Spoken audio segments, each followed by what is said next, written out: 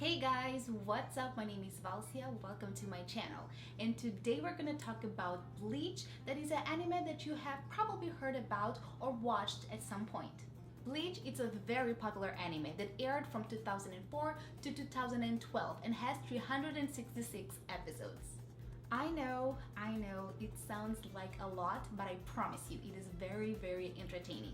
I went through all of the 366 episodes in the summer of 2019 in only 1 month.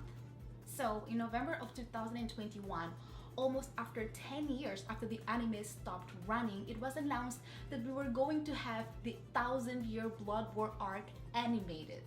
Guys, that was the best news of the month.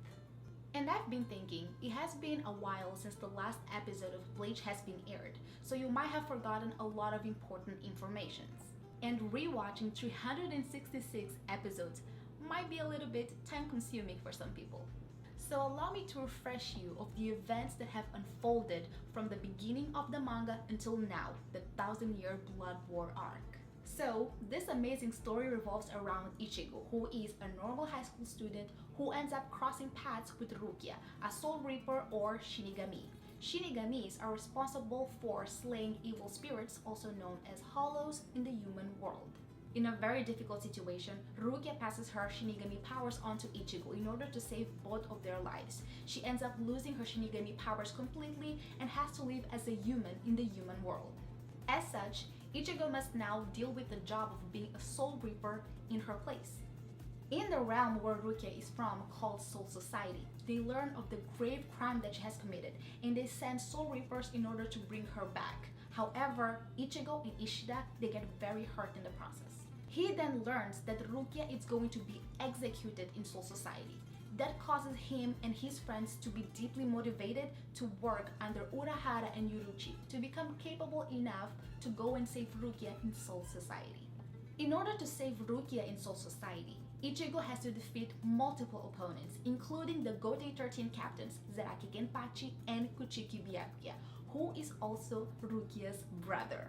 And of course, he ends up becoming stronger in the process. Upon succeeding in his mission and returning to the human world, the Bound arc starts.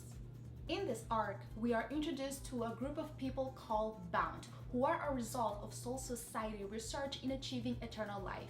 They plan to invade and destroy Soul Society. Instead of having Zanpakutos, that are spirits that reside inside of the swords of the Soul Reapers, bound to actually control dolls.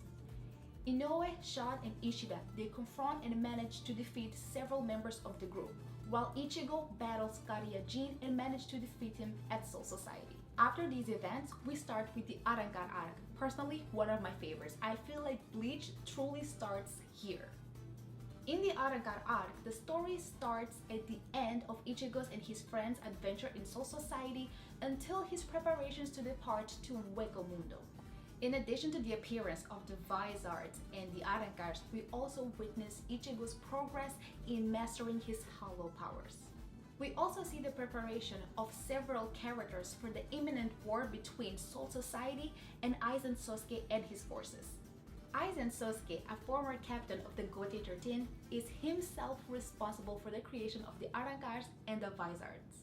He has an army of very powerful Arrancars with him in Hueco Mundo.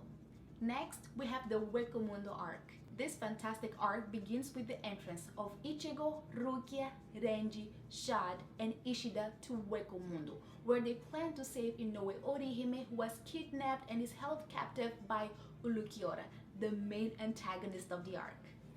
New allies and enemies appear, as well as the introduction of the Espada, the 10 strongest Arrancar in Hueco Mundo. This arc is divided in 2 parts, one before and one after Ichigo's final confrontation with Grimmjow, an Espada. Then we have an extra arc with the new captain Amagai, which is not really relevant here. Now, the Turn Back the Pendulum arc begins. Basically, this arc shows how Gotei 13 was a century before the central events of the series. We learn about the origin of the Vizards, as well as the role played by Urahara Kisuke and Aizen Sosuke in their creation. This was an amazing plot twist and has deeply influenced the events that we're gonna see in the next arc. Finally, we have the Battle of Karakura arc. Aizen leaves Hueco Mundo with Ulquiorra Silver to go to the human world, and with him he brings the 3 strongest espadas. His plan? To destroy Karakura town. But in order to achieve that, he must defeat Soul Society and all of their allies. Ichigo reaches the final level of his Zanpakuto and thus manages to defeat Aizen. However, everything has a cost. He loses his Shinigami powers. Then we have 2 other arcs, the Zanpakuto arc and the Godei 13 invading army arc. These arcs don't play a role in the main story per se. However, we do get to witness the withering of what remained of Ichigo Shinigami's powers. And finally, we have the last arc, the Lost Substitute Shinigami arc. This arc takes place 17 months after the final battle against Aizen. Here, Ichigo is a student of the city of Karakura and lives a normal teenage life. That until he discovers the Execution Group, humans who control special abilities, the Full Bring. This arc basically shows Ichigo's training in order to regain his Shinigami's powers, as well as the story of the previous substitute Shinigami. And now, you are ready to watch the 1000-year Blood War arc. It's gonna be exciting. So guys, this is basically it. Thank you so much for watching my video. Please don't forget to like, comment, subscribe, and activate the notification bell. I will be posting videos every Tuesday, Friday, and Sunday, all at 5 p.m. See you guys there.